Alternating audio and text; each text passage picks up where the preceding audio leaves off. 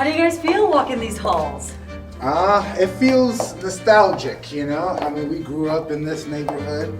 This is a Walker Performing Arts elementary school, and we mentor here actually still now. So we love to come back here and you know, just talk to these kids, tell them that, you know, they can do anything, and we're a product of this community. So, you know, it really means a lot to be here and to always be giving. Yeah. What do you tell them when you talk to them about what were you thinking about in elementary school? Like, what do you remember about where you were in elementary school? Man, I remember just having fun, just running around. And also too, I think the arts had a huge part to play in my life. You know, just being able to express myself and being able to just dream. I think the arts had a lot to do with that. And we try to tell them, listen, don't shy away from expressing yourself, whatever it is you love doing. That's kind of what the arts did for us, and coming back here, looking at the walls and seeing the artwork and kind of get a glimpse of how it used to be back in the day, you know? Do you see yourselves when you walk down these halls? We are these little kids, you know, for sure. And, what were you guys doing in second grade and third grade? you know, we were just starting to kind of feel who we were. We were hoping to be exposed to things, and that's all we try to do to them. We just give them some exposure, show them what else they can do, what else life can look like, you know? We're walking in South Florida. We're so dynamic. I mean, look, we're walking along flags of all our different countries where we come from. How important is that to forming who you are or cultivating who you are when you're in elementary school? It's everything. You know, being in South Florida, so many different cultures and everybody's coming together. And it's important to be able to get along and love each other, because at the end of the day, we're all the same. You know, we're all here trying to leave a legacy. You know, parents came here and try to get a better life for ourselves. So, and we all have we're all connected in some way. How does that influence you guys musically or art-wise? Because we're exposed to so much. For sure. I mean, we grew up listening to soca music. That's what we listen to: soca, calypso, reggae. There you go. and then so we grew up listening to that, and then in our houses, and then on the way to school or at school, we were listening to Biggie or Regulators, Wu-Tang, whatever's out. And then in class, we're studying classical music. Yeah. So all of that together is kind of how we came up with our sound, our vibe, and the entire Black Violin movement. You grow up in South Florida. You're listening to hip hop at home, soca at home, at school or in the community, and then they introduce you to classical. How did that work out? Well, I mean, it ended up working out pretty good, I guess, when you look at it now. Right. But I got into it just in a school just like this. It was right down the street, Dillon Elementary, and I just got into a music program my mom put me in. My mom made me do it, and I liked it. It was Mothers okay. matter. Of course, it was okay. Mom is right. Yeah, it was okay for a while, and then I got accepted to a performing arts middle school, and then I kept playing, and I liked it. And then in high school, my teacher was like, if you keep doing this, you can get a full scholarship to college. And I'm like, maybe I will keep doing this. She appealed to the hustler. She definitely appealed to the hustler. Yeah. And then I met Will, and then we really just started getting nice with it. And it was just this cool thing we knew how to do that, no one else really did. And Wow. we looked like people that don't do it. Right. We didn't know what to do with it yet, but we wanted to find our own kind of voice in it. Yeah. We wanted to figure out how to take this thing that we kind of figured out how to do. We don't look like people that do it. We're not influenced in the same way as others. How can we take that and do something no one's ever seen or heard? We're outside here at Walker, and they have this beautiful mural of so many kids from the Caribbean. How do you tell them that what your classical music translates into that? Because we know soca, reggae, all these genres use classical instruments to record, and they inspire each other. Right, exactly. It's the rhythm first, especially with Caribbeans, about the rhythm, the movement. And for us, man, we're chameleons. We're able to play on top of anything. And again, hip hop is just such a diverse culture. It's all about just expressing yourself. And for us, we're Caribbean, and we're also hip hop. We're from here, so with us blending the two and really making it work is just, it's easy for us because we're part of both worlds. You know what I mean? So. I agree, you know, and like you said, you know, I mean, like when I was born, I remember like the first song I can remember is the first artist I can remember is Bob Marley. Like that's what I grew up on. So I think it's just in us, and like Will said, we can kind of play on anything, and but a lot of it is because we grew up out here in this melting pot here in South Florida, and we were exposed to it all. So I feel like that gave us so much experience to be able to just kind of jump from genre to genre and do whatever we feel. Yeah. And that's been just sort of invaluable just by being, you know, product of this neighborhood, this area here in South Florida, and just, you know, how we grew up. When you left this community and you went to other places, and all of a sudden you weren't in this melting pot of so many races, what was that like when you? What were their perceptions when you walked? Two guys walked in the room. And they went, "These are the guys that play classical." It was different, you know, very different. You know, especially going to college. I went to Florida State, so being in an orchestra and being like the two black guys in that whole orchestra, it was very, very different. And performing in different places too. I mean, we perform in every little town in America you can think of, and it's always it's a challenge that we welcome. You know, being able to go somewhere, hop on stage, and we look in the audience and just like maybe one or two black people out of 2,000. And we welcome that challenge to break people's stereotypes. They're not expecting to see us come on stage. They're not expecting the violin to sound a certain way. And we welcome that, you know what I'm saying? Our job and what we like to do is to break the barriers that people have naturally, you know what I mean? And the idea of what this person looks like, what he's supposed to do, and what a violin's supposed to do. So, you know, we welcome that challenge.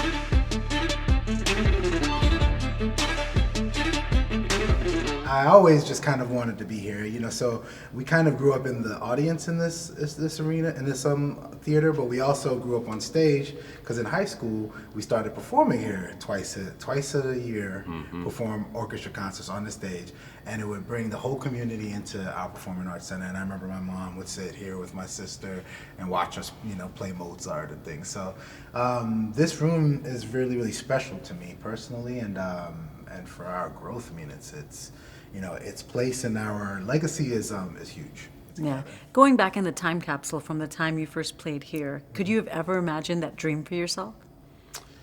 Not really. I mean, and that's the thing with experience, man. The more you have it, the more your mind opens up. And I think as we got older and as we started really dabbling into this world, our minds and our dreams started kind of happening.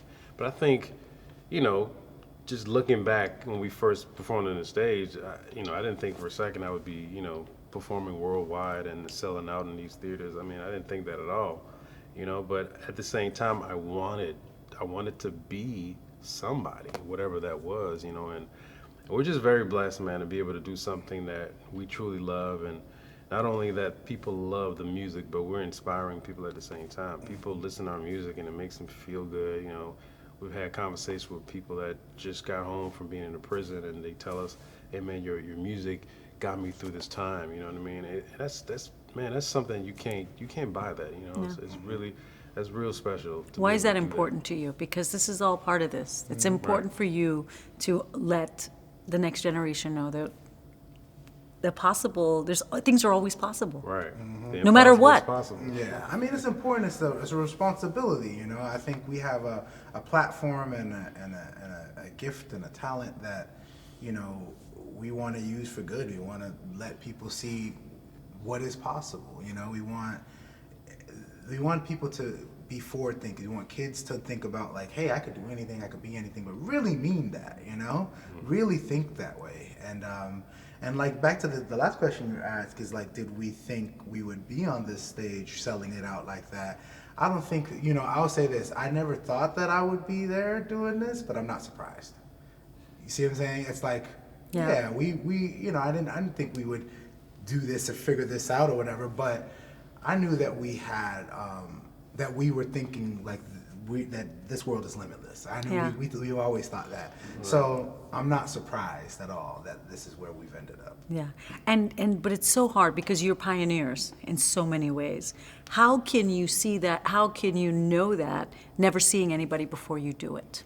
It takes a lot of, you know, obviously teachers and family, like we had a lot of support. Like our teacher, I mean, really help us to see that. Listen, you can go to college for free with this thing, you know, and also too, hip hop, man. I mean, if you the time that we actually grew up, hip hop was just such a huge part of our lives, and hip hop gotta be bold. You know what I'm saying? You gotta, being able to express yourself without necessarily thinking about the next person or whatever, and really, I love to dance. You know what I'm saying? No one's ever danced this way. Cool, I'll be the first. Hip hop was just that vibe. So we never really, we didn't think of it any other way. You know what I'm saying? For us, I'm gonna pick up this violin. Oh, I heard this violin sound on the radio. Let me try to play it. It was just so natural for us to do. We didn't think that it was possible, whether it was possible. And sure, we didn't see anyone that looked like us doing it, but we didn't care. You know what I'm saying? For us, it was having fun. We expressed ourselves, and it made us feel special. It made us feel good doing it. So we just kept doing it.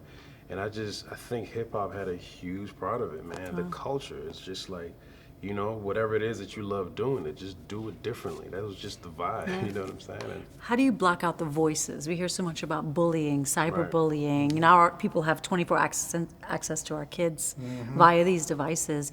How do you block out the bullies or the naysayers? You have to use it. Like, I love when people hate on us. I mean, it's my favorite thing. Like, I don't know. I'm the kind of person that needs that. Yeah. And I don't know, maybe I developed into that later on, but I just love it. Like, oh, well, y'all black boys playing violin, that's not gonna work. Y'all never gonna play it. Oh, for real? Okay, well, let me show you. I like to use it as fuel. And so, I think it's like a necessary evil almost, like, so take that energy and convert it. It's still energy, even though it's negative. Right. It's still energy. Take that energy and convert it. That's how I think about it. What are some of the biggest challenges looking back? biggest challenge looking back, I think, trying to convince the world that this new genre, this idea of classical and hip hop makes sense. It works, And we've been in situations where we're trying to get into your club and perform, and listen, we got these two black guys. What do you think? We're gonna come and rock your club?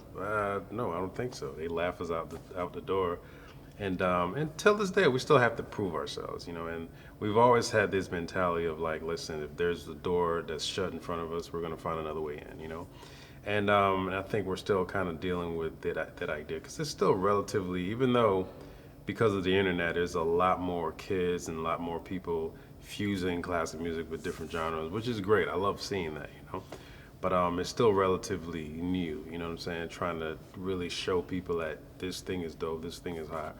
And being away from family for a long period of time. I mean, now it's a bit more manageable. I mean, COVID, we've been here for like 10 months damn near. Mm-hmm. But, before then, we were trying to tour for about 2.5 weeks and go home for about 4 or 5 days, you know what I'm saying? Before that, man, sometimes we'd be gone for like 2 months at a time, like a month and a half gone, It's tough, having, and for me, I have younger kids now. Babies. I have babies. And he has older kids, so I couldn't imagine what he went through. Just, thank God for FaceTime. I got FaceTime now. Yeah. You can have his kids babysit your kids. Right. Exactly. Yeah. I mean, and to add to that, the biggest challenge was just trying to get people to believe that this was something that they should pay to see or pay to listen to, or even entertain, And again, I like challenges, so that was fun for me, and it kind of fueled us, I think, to be the best versions of ourselves. So, that I think was a great challenge, and yeah, like Will says, is just being gone. Especially like back in the day, we didn't have control over our schedule. Now we perform all over with Black Violin, but at first we were just trying to get on, and that was definitely the hardest part. But again, I think it's why we're here, is because we were able to like take that challenge and seize it. And you're doing your outreach. You created a foundation to make all that happen and to control that. Tell me about that. Well, our foundation is blackviolinfoundation.org. It's I don't know, we're really proud of it. I mean, we've been able to do a lot of things, but to be able to create a foundation that this year we gave out grants to 7 young students who, basically applied through blackviolinfoundation.org. They applied, and we wanted this grant to be something that was kind of a middle intermediary to get you from one place to another. So for instance, we have the Ellis brothers in Philadelphia who got into Juilliard Prep. Wow. And they needed to get scholarship money to be able to go to Juilliard Prep, so Black Violin Foundation was able to do that. You know, there are a couple of students that wanted to go to Interlochen Music Festivals and different summer camps. We were able to do that. We were able to buy someone a violin, you know, that needed it. It was really good. He played such an awesome video. So we're able to do a lot of great things and connect dots, because for us, you know, we had a great teacher. We were able to perform in this theater twice a year because of the situation at our performing arts high school, but I didn't have money for a professional viola. I didn't have money for lessons. Right. I didn't have money for any of those things, and we had a teacher that cared and helped us kind of fill those gaps, you know. So we want to be that for kids across the country. So you know, next year we're going to be launching it again. So blackviolinfoundation.org to, you know, we'll give information about when the new grant opens up. And yeah, hopefully we can give out more, you know, 15 scholarships this year to help fill those gaps. Yeah, because it's still out of reach for a lot of families. It is. And you know, these instruments cost a lot of money. I mean, in order for us to get to where we were, there were those key things that had to happen. You know, I remember Mr. Miles got you a viola. Right. You know, and it's like, as a musician, young musician, that viola is everything. I mean, like, it needs to sound good for you to be more confident on it, you know, and get it to sound the way you want. So we felt that was sort of the main mission of the foundation at first, is for us to be able to help get kids from A to B. You know, if you're really talented, send us a video, put in an application, and we'll, you know, do our best to try to help. As we talk about the impossible is possible, you actually have a video about that. Why? Yeah, I mean, it's a song that is on the album. Take the Stairs, go get it. It's a song that really connects to people, and it's about believing the impossible is possible.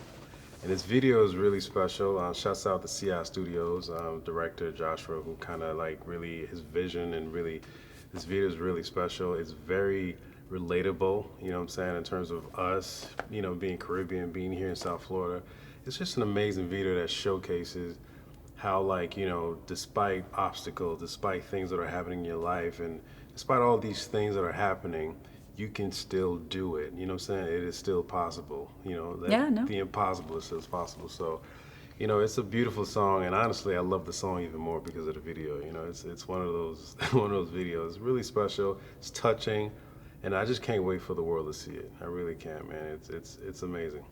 Where have you guys been able to go in one generation in your family? Because I know in my family, you know, like you say, we're from the Caribbean. You know, think of the things that your parents at your age were dealing with, and now it's you know, the opportunities you're able to give your children. Yeah. Wow, that is a serious question when you think about it. You know, in one generation, you know, I'm the first in my family to graduate from college. My sister is a doctor, so she killed it after I did. But I just got my bachelor's. My mom came here. We're from a small island called Dominica, and my mother and my father came here a year before I was born. And you know, we lived over on 9th Avenue, and it was tough. You know, it was just always tough through elementary school, middle school, and high school, and things opened up in college, and then you know we started having success, and you know and. It's been a huge jump, you know, when you think about what my mother and my father have been able to accomplish, and now where myself and my sister are, and now my kids. I mean, it's really a tremendous jump, and you know, I owe so much to them, you know, for getting us to this. And the sacrifices they made. For sure, absolutely. Yeah, and Take the Stairs. I love the name. I love the name. You know, it's just. There's something just humbling about taking the stairs, right? Yeah, it definitely is. And for us, we've always taken the stairs. You know, we've had a lot of opportunities to take that elevator. You know, we've been called to do certain competition shows that we felt like didn't really fit our integrity, you know what I mean? And if we taken it, who knows what would have happened. But for us, we felt like, listen, you know, that's a quick way to get to the top. We figured, let's just take the stairs.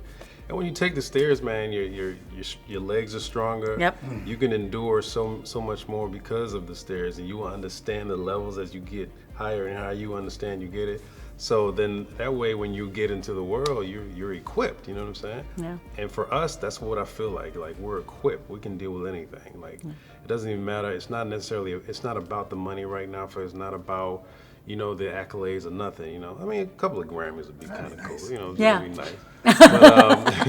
But it's I think it's about- coming. Yeah, I think it's coming. It'll happen, but at the end of the day, I think what really motivates us and really moves us is this mission. I mean, you can't buy being able to do something that you truly love, and that comes easy. Like, it's not difficult being on stage and performing, and the reaction people get, the things they say to you, like the kids and how they're moved and they're inspired. I mean, you can't buy that. You know what I mean? I'll do that till the day I die, because it's amazing to be able to do that. And to me, that's so much more rewarding than anything else. You know? Yeah.